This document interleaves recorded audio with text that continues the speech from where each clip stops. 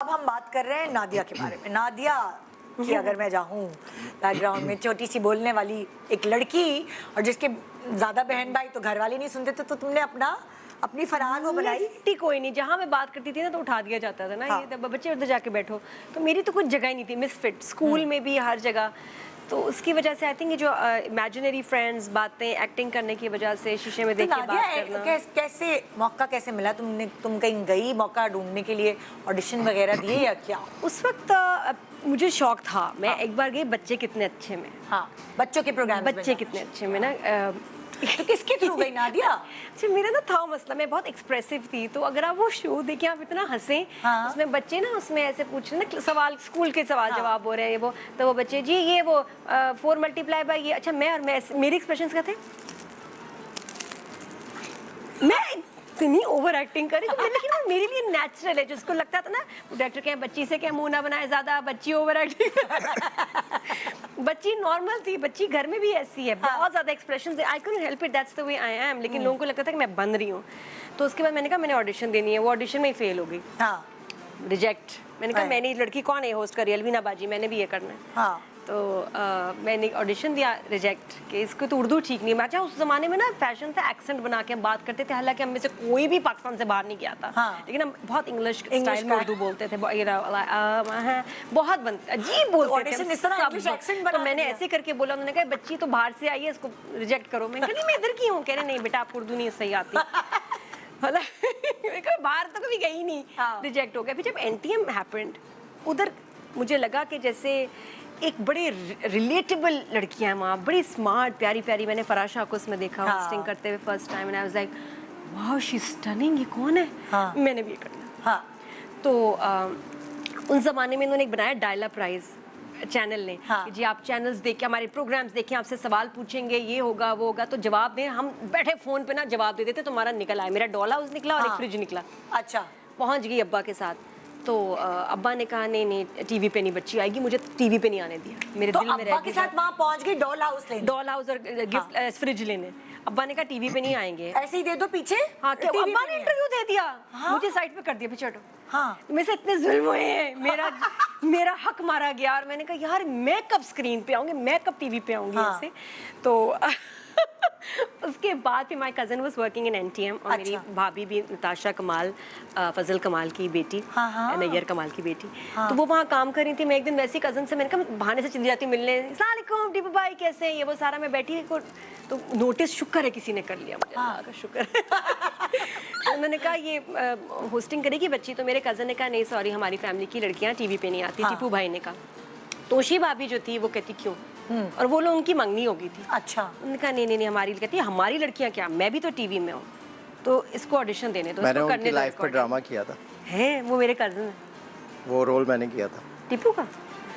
वो भी बड़ी सैड स्टोरी है। हाँ। 1 साल के बाद मेरे कज़न की डेथ हो गई थी ब्लड कैंसर से। बहुत खूबसूरत प्यारा कपल। उनकी वजह से आपको पहला मौका तो वो भाभी जो थी मेरी, उसने उस पर कहा कि अगर टीवी में आने वाली लड़कियां सही नहीं है तो फिर मैं भी खराब हूँ ना। उसने अपने आप को कहा नादिया देगी ऑडिशन। उसने आके मेरे अब्बा को बोला, अब्बा को मनाया, मेरे कज़न नहीं इजाजत दे रहा था। उसने कहा था हमारी फैमिली की लड़कियां नहीं आती। उधर ही फौरन मुझे पता नहीं चढ़ाया चढ़ा करके मुझे स्टूडियो में जाके बंद कर दिया ना। अली हैदर का म्यूजिकल प्रोग्राम लिंक दें। वो आधा लिखा हुआ था स्क्रिप्ट, उन्होंने आधा मैंने वैसे पढ़ा। बेटा कोई नहीं है, कैमरामैन को भी हटा दिया, बच्ची नर्वस ना, बच्ची को परवाही कोई नहीं। बच्ची जो बोलने शुरू हुई, जो नहीं लिखा था वो भी बोलने लगी। उन्होंने कहा ये 2 गानों के लिंक है और भी हैं। मैंने कहा मैं खुद बोल लूँ, बोलने लगे पटर पटर पटर पटर पटर। कहा ये लड़की शी इज डिफरेंट। हाँ। तो और फिर उन्होंने कहा मेकअप आर्टिस्ट से भी अप्रूव कराते थे। पता है नादिया होस्टिंग से ही शुरू। हाँ, और मेकअप आर्टिस्ट आया, उसने मुझे ऐसे देखा, कहते आम सी शक्ल है, ठीक है। हाँ, अब मुझे लगा कि बेइज्जती है, एक्चुअली बहुत बड़ा कॉम्प्लीमेंट था। मैंने बाद में पूछा, मैं कहा क्या मतलब मेरी आम सी शक्ल है और ठीक है? कहते हैं मसला है बहुत प्यारी प्यारी लड़कियां हमारे पास आती हैं, किसी का मुंह यहाँ से पतला होता है, मोटा होता है। उस ज़माने में उनके वो फिल्टर्स वगैरह ऐसे नहीं होते थे, तो कहते हैं हम नई बच्चियों को ले सकते, खूबसूरत होती हैं, सीन गोल्डन बाल, ग्रीन आंखें, लेकिन रिजेक्ट कर देते क्योंकि फेस प्रोपोर्शनेट नहीं होता। कहते हैं आप बहुत लकी हैं, आपका सादा आम सा चेहरा है। तो इसको सादा आम इज ए कॉम्प्लीमेंट। तो मैं बड़ी खुश हुई कि मैं सादा आम हूँ। मुझे उस दिन से बड़ी, क्योंकि I was very average looking. तो और मुझे स्कूल में भी ड्रामे नहीं मिलते थे क्योंकि मेरे गोल्डन बाल ग्रीन आंखें नहीं थी, तो वो उन लड़कियों को मिलते थे। मुझे लड़का या बाप या भाई बना देते थे। तो बस फिर उधर से वहाँ से डार्क टाइम हैपेंड। उधर भी थोड़ा स्ट्रगल इस तरह से थी कि मैं इधर थी, अंकल सरगम और खतीजा मुझे 2 लाइनें देते थे मेरे स्क्रिप्ट में, और मैं बस तैयार होकर बैठी, बोलने नहीं देते थे।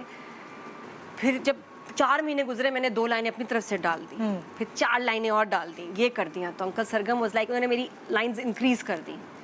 फिर उसके बाद स्क्रिप्ट छोटा होने लगा, फिर ख़त्म ही हो गया। फिर वो लड़की शुक्र है कहीं चली गई, किस्मत। ऑडिशन हुई सारा, उन्होंने कहा इसको ही रखते हैं, एंड देन जस्ट क्लिक्ड, बहुत बड़ा हिट बन गया, खतों का प्रोग्राम, कुछ भी उसमें नहीं था।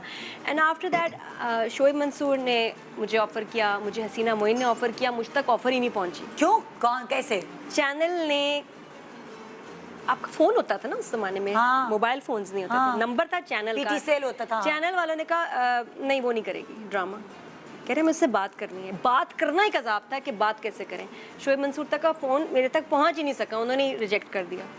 मुझे नहीं पता, हसीना आपा समहाउ उन्होंने फ़ोन किया, नंबर कहीं से हमारे घर का ढूंढा, अम्मी ने बात की और वो आ गई। उस जमाने में ऐसे होता था कि घर आ गई जी, पिंडी आ गई। मेरी अम्मी ने कहा मजाक कर रही हैं फ़ोन पे, वो आ गई, मोहसिन अली आ गए, रिश्ता नहीं मांग मैंने आके इजाज़त ली। अब्बा ने कहा अच्छा ये काम करेगी तो इसके साथ, क्योंकि वो हसीना आपा को तो कोई ना कर ही नहीं सकता। तो अब्बा उससे हमने कहा जी बिल्कुल आपा, बट इसके साथ कोई होगा, या इसकी वालदा या बहन या मैं। तो मेरे साथ एक वो फिर होते थे। तो कौन गया फिर आपके साथ?